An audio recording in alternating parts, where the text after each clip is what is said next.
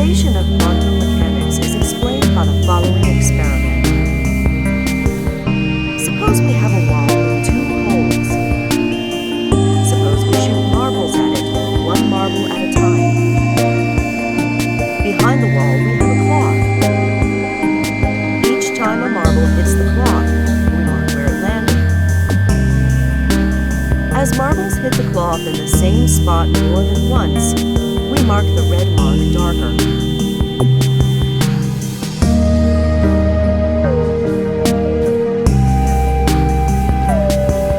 Some marbles make it through the holes by bouncing off at an angle.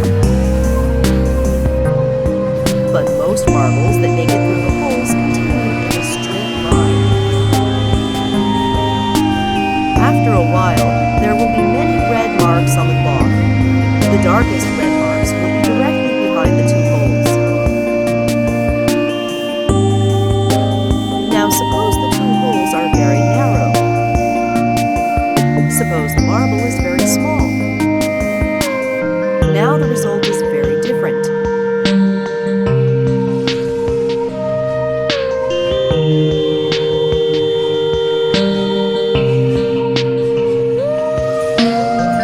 A striped pattern is produced. The marbles never hit the cloth in the areas between the stripes. All particles in the universe produce this striped pattern, provided that both they and the holes are small enough. No matter how many times we repeat this experiment, and no matter what type of object we use to replace the marbles, the result is always the same. Only one known phenomena can explain this result. Waves. When a wave passes through a hole, it spreads out on the other side.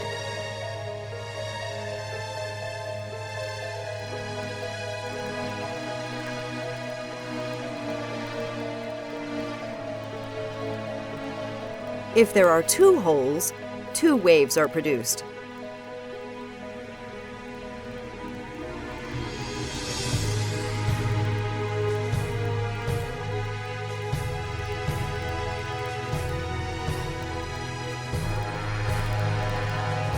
When you have two waves, they interact with one another.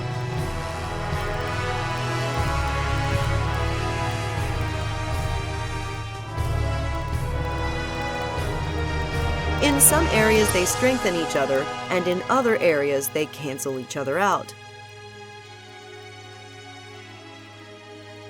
This creates a striped pattern. This is the exact same pattern that we saw before. This means that all objects really behave like waves.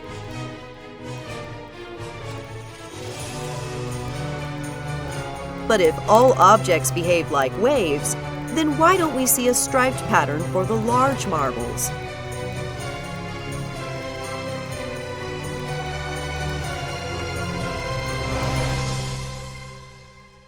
Large objects have much more energy than small objects.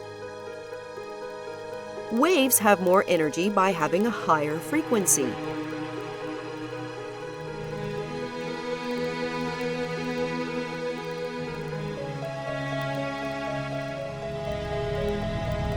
When waves with higher frequencies interact with one another, the pattern is different.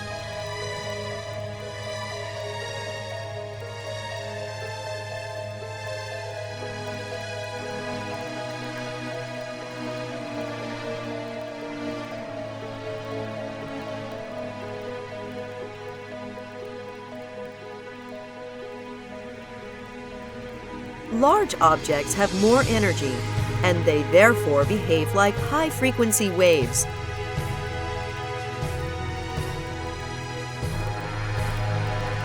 This is why large objects do not produce a striped pattern, but small objects do.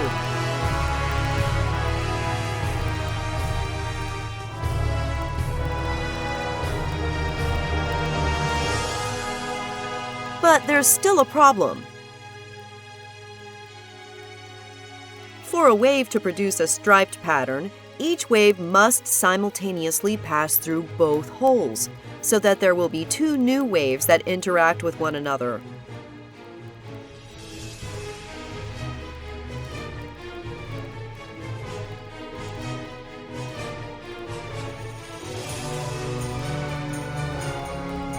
But we're shooting the marbles at the wall only one marble at a time. This means that each marble must somehow simultaneously pass through both holes in order to create the striped pattern.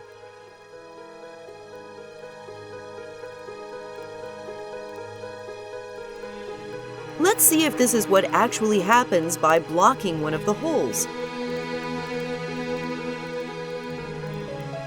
The striped pattern disappears.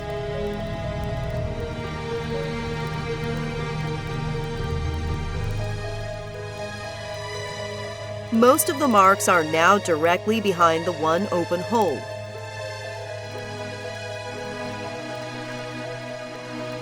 Now let's block the other hole instead.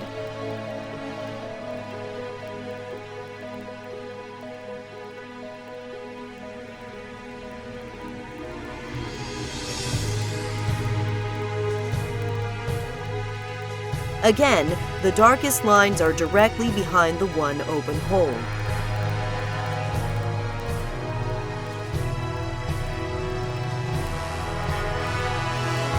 But if we unblock both holes, the striped pattern returns.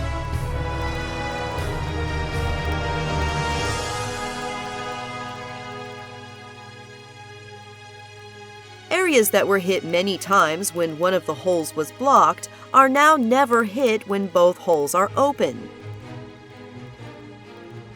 This means that each marble really does have to simultaneously pass through both holes to produce a striped pattern. Let's test this by putting a detector in front of each hole.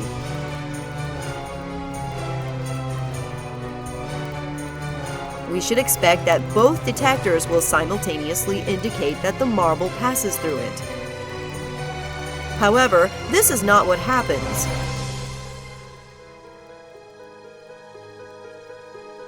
Each marble only passes through one detector or the other, but never both.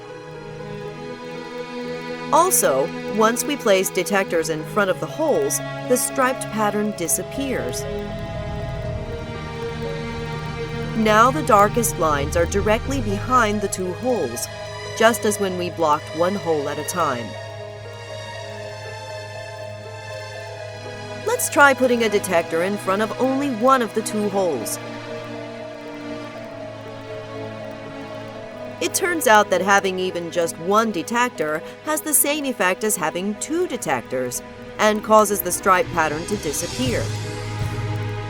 Any attempt to discover which of the two holes the marble passes through forces the marble to pass through one hole or the other, and not both. One detector has the same effect as two because once we know if the marble passed through one hole, then we also automatically know whether or not it passed through the other one. A marble goes through both holes only when we are not trying to find out which hole it went through. But when we do try to find out, the marble goes through only one hole or the other. So what if we place detectors in front of both holes and just close our eyes and not look?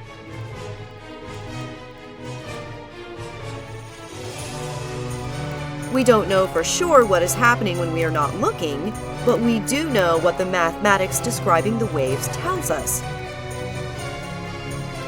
When waves pass through a detector, the waves are altered so that they can no longer interact with one another.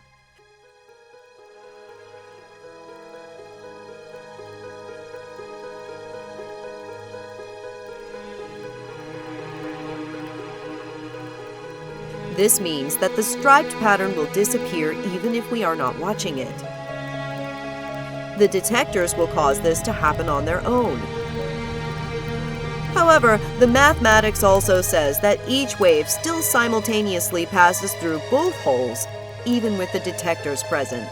But when we open our eyes and look, we always see the detector indicating that the marble passed through only one hole or the other, and never both. Each wave still simultaneously passes through both holes, even with the detectors present. But when we open our eyes and look, we always see the detector indicating that the marble passed through only one hole or the other, and never both. This means that the marble must be more than just a wave.